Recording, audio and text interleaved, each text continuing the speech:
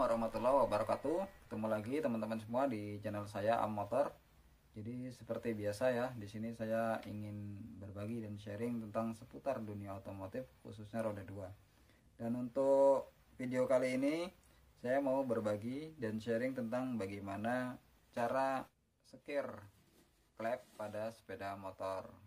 Khususnya untuk kali ini sepeda motornya adalah sepeda motor Honda Supra X125 atau Karisma juga sama gitu. Nah, seperti apa cara sekir klep, kemudian kenapa sih harus disekir klepnya? Simak dan tonton video ini sampai habis, karena di video ini ada penjelasan-penjelasan seputar tentang kenapa dan bagaimana cara melakukan sekir klep. Ini juga sekaligus menjawab pertanyaan salah satu teman subscriber yang meminta dibuatkan video tentang bagaimana cara melakukan sekir klep. Oke, semoga bermanfaat ya. Langsung saja kita eksekusi. Jadi tujuan sekir ini, tujuannya supaya klep ini nggak bocor teman-teman.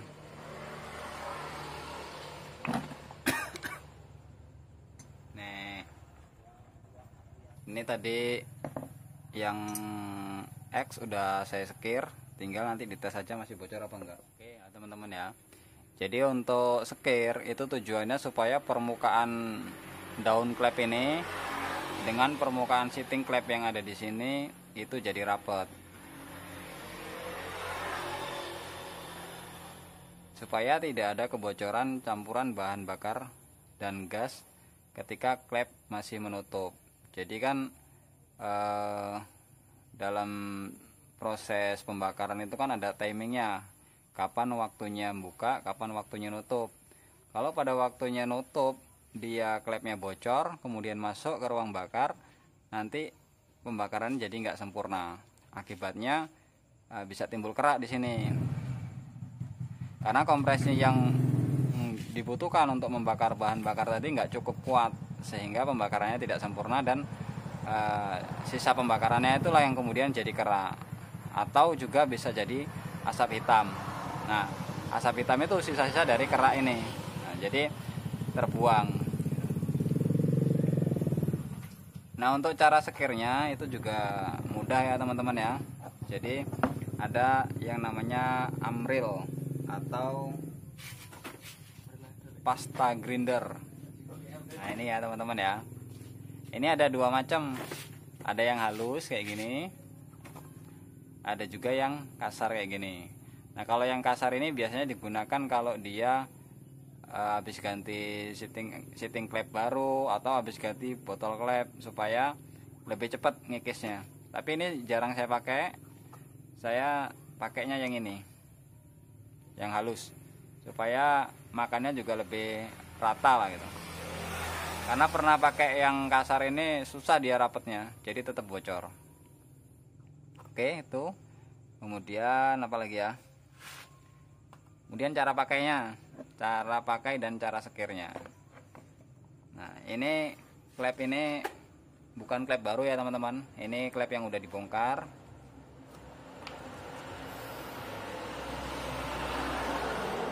Kalau klep baru biasanya dia proses sekirnya lebih lama. Nah, ini klep yang udah dibongkar, tinggal dikasih pasta grindernya ini atau amril tadi. Jangan terlalu banyak, karena kalau terlalu banyak nanti prosesnya lama. Jadi kasih pasta grinder ke permukaan daun klep. Oke. Nah, kalau sudah ya udah langsung aja dipasang di lubang botol klepnya. Nah, seperti ini. Selanjutnya teman-teman perlu selang kayak gini. Ini selang ya teman-teman ya. Selang, terus ini saya kasih karet supaya dia kencang waktu nanti dipasang di klep. Kemudian saya pakai obeng. Ada juga yang pakai selang panjang langsung, ada juga yang pakai bor. Tapi saran saya lebih baik dilakukan secara manual. Supaya apa? Supaya klepnya nggak cepat habis dan seating klepnya juga lebih awet. Karena kalau pakai bor dia putarannya cepat, itu cepat makan seating clamp dan clampnya. Efeknya ya nanti biaya yang bakal membengkak gitu.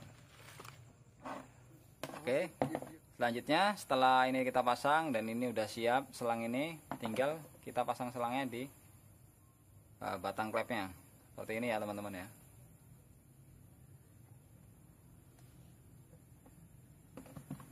Kalau sudah, tinggal proses sekir klepnya. Untuk prosesnya itu cukup diputar-putar kayak gini teman-teman. Nah, gini, bolak-balik.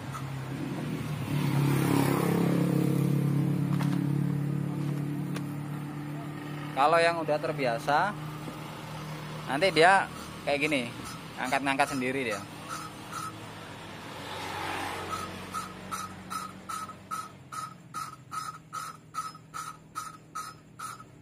Nah, ini dilakukan sampai suara amrilnya ini halus atau nggak kedengeran lagi suaranya. Tapi bukan berarti setelah suara amrilnya halus terus proses sekirnya selesai, belum. Jadi nanti setelah suara amrilnya halus, biasanya kalau suara amrilnya halus, permukaan klep dan permukaan seating klepnya udah sama-sama halus. Nanti tinggal dicuci, dibersihkan, kemudian dites dulu apakah masih bocor atau rembes atau sudah bagus. Kalau masih bocor ya disekir ulang dengan amril yang jangan banyak-banyak juga gitu. Nanti kita lihat aja. A few moments later. Nah, ini suaranya udah berubah ya teman-teman ya dibanding yang tadi. Ini terusin aja nanti sampai dia suaranya lebih halus lagi. Prosesnya ya kurang lebih 15 menit sampai setengah jam untuk satu klep. Gak pegel dikit ya guys, nggak apa-apa. 1 hour later.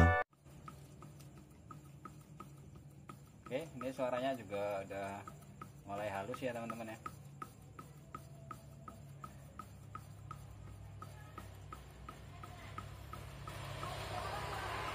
2000 years later. Ini tadi saya kasih oli sedikit supaya dia makannya lebih halus. Tapi kalau nggak pakai oli juga nggak apa-apa. Terus kalau nggak pakai oli juga dia sebenarnya lebih mudah ngelihat apakah prosesnya udah selesai atau belum. Karena kalau dia nggak pakai oli, nanti kalau udah selesai dia bakal ninggalin jejak, kayak garis gitu. Di daun klepnya itu ada garis mengkilatnya nanti. Kalau pakai oli ya nggak kelihatan, tapi walaupun ada garisnya gitu, tapi itu bukan garis di permukaan ininya ya, di permukaan daun klepnya. Itu garis karena ada oli campur sama amrilnya. Nah, tapi kalau seandainya nggak pakai oli, dia nanti garisnya kebentuk. So much later that the old narrator got tired of waiting and they had to hire a new one. Oke, ini sudah.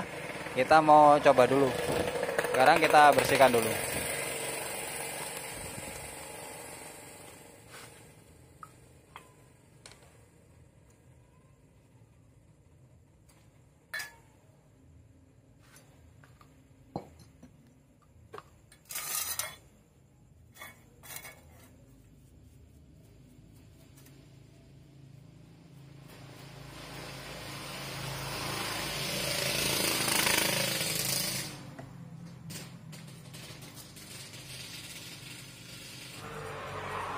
Jadi dikeringkan dulu.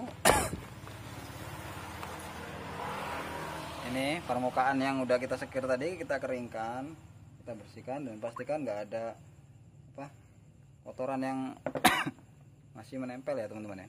Karena ada kotoran dikit aja bocor dia, rembes. Benang aja nempel di situ, rembes dia.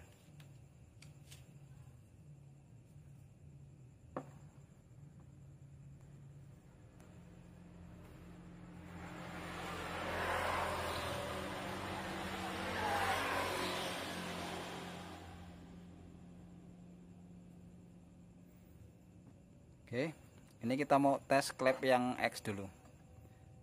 Pasang aja langsung kayak gini. Oke, kalau sudah terpasang, tinggal kita uji dengan menggunakan bensin. Jadi masukkan bensin di X portnya atau saluran X nya. Nah, terus diginiin teman-teman, ditunggitin biar kena. Nah, kalau kering kayak gini kelihatan ya. Nah, kalau kering berarti dia udah nggak bocor dan berarti proses sekirnya selesai untuk yang X. Sekarang kita mau coba yang in.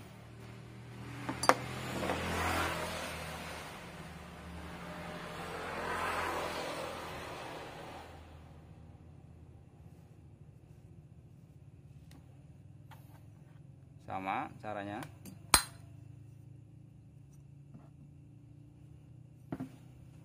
Terus masukkan bensin.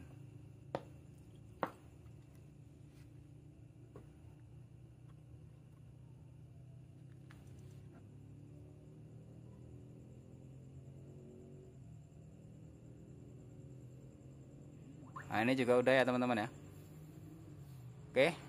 Nanti kalau dia bocor itu kayak gini. Nah, kalau nggak kita tekan tuh, nanti dia ada rembes-rembesan bensin. Yang lama-lama dia jadi basah.